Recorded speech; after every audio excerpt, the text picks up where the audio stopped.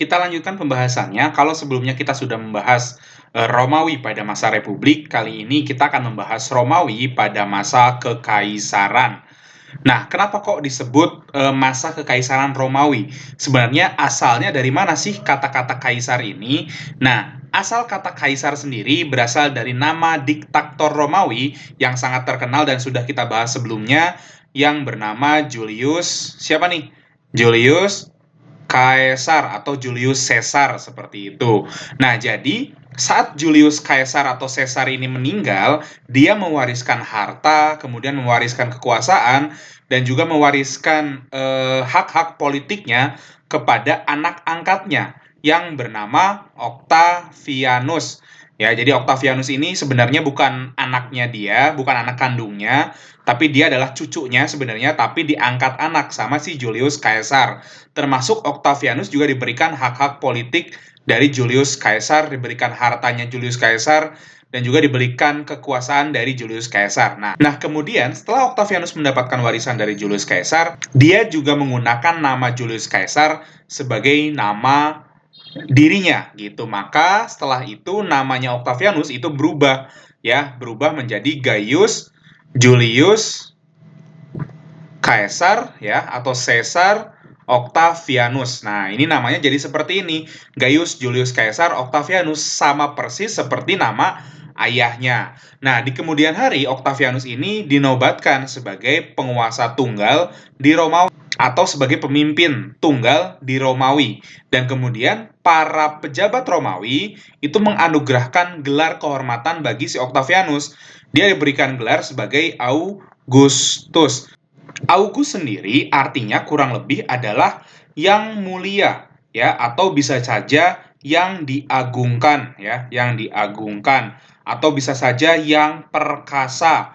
Gitulah intinya, pokoknya gelar August ini adalah gelar yang tertinggi, gelar yang terhormat yang diberikan oleh pejabat Romawi kepada seorang pemimpin pada masa itu. Yang diberikan pertama kali adalah si Octavianus ini gitu. Dan Octavianus inilah orang yang meletakkan dasar bagi berdirinya sistem pemerintahan baru di Romawi atau sistem pemerintahan kekaisaran di Romawi yang muncul di abad ke-27 sebelum Masehi. Jadi dialah pemimpin pertamanya, yaitu Gaius Julius Caesar Octavianus. Nah, sebenarnya ada siapa saja nih orang-orang yang pernah menjabat menjadi kaisar atau menjadi pemimpin di Romawi? Nah, kita akan coba lihat. Nah, ini adalah daftar nama dari penguasa-penguasa di Romawi. Ya, memang kalau kita lihat, ini akan banyak sekali namanya, kurang lebih ada ratusan, ya kan? Daftar yang banyak ini dimulai dari kaisar pertama yang bernama Augustus, dilanjutkan oleh Tiberius, Caligula, Claudius, Nero, dan lain sebagainya ya, banyak sekali ini. Kemudian ada Diocletian, kemudian ada Julian, Jovian, Valentian, wah banyak sekali. Ada juga Theodosius ya kan, kemudian ada Konstantin ya, dan ada Romulus Augustus. Kemudian ada Justinian pertama ya, sampai dengan nanti kaisar yang terakhir yaitu bernama Kaisar siapa nih? Kita lihat. Oke, ini ada Kaisar Konstantin 11 Palaiologos seperti itu. Nah, kalau kita lihat dari daftar nama yang banyak seperti ini, ya ini tidak akan saya jelaskan satu-satu. Kenapa? Karena kalau saya jelaskan satu-satu, mungkin video ini sampai Lebaran tidak akan selesai. Ya kan? Saya akan pilih beberapa nama saja yang mungkin menarik untuk kita bahas seperti itu ya.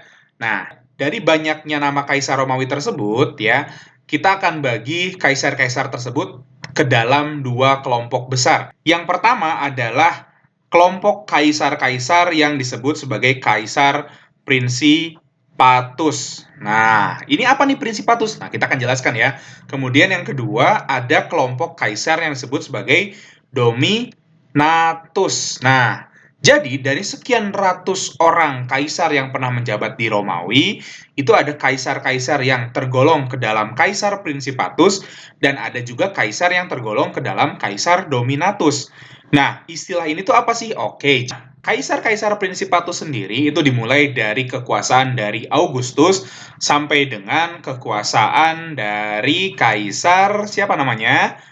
Oke, sampai dengan Kaisar Numerian. Nah, ini merupakan kaisar-kaisar yang disebut sebagai Kaisar Principatus, ya, dari Augustus sampai Numerian.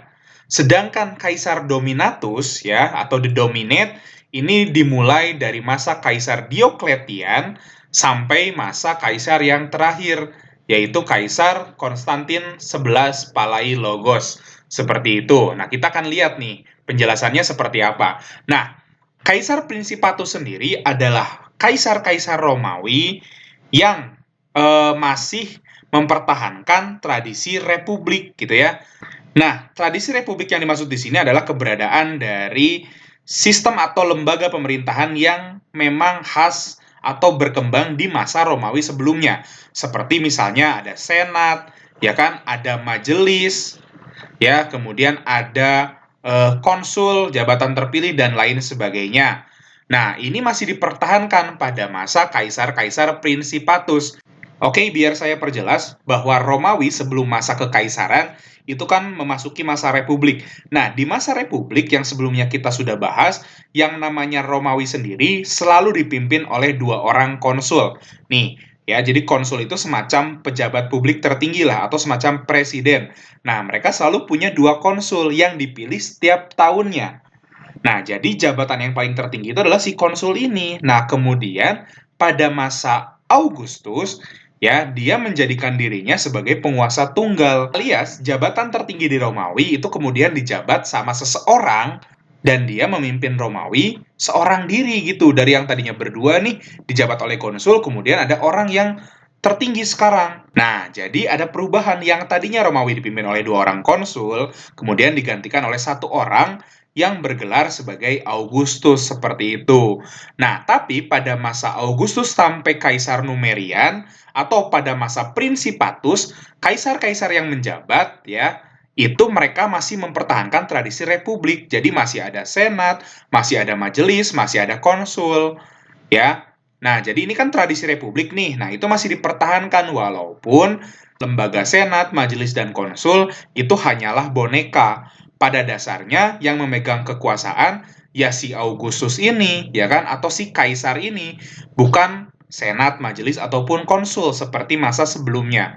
Ya, jadi ini lembaganya ada, tapi mereka nggak punya wewenang yang lebih kuat dibandingkan si kaisarnya atau dibandingkan si Augustusnya gitu. Sampai nanti pada akhirnya kita masuk kepada masa Dominatus. Nah, Dominatus ini adalah kaisar-kaisar yang menjabat sejak masa Diocletian ya sampai dengan masa Konstantin 11.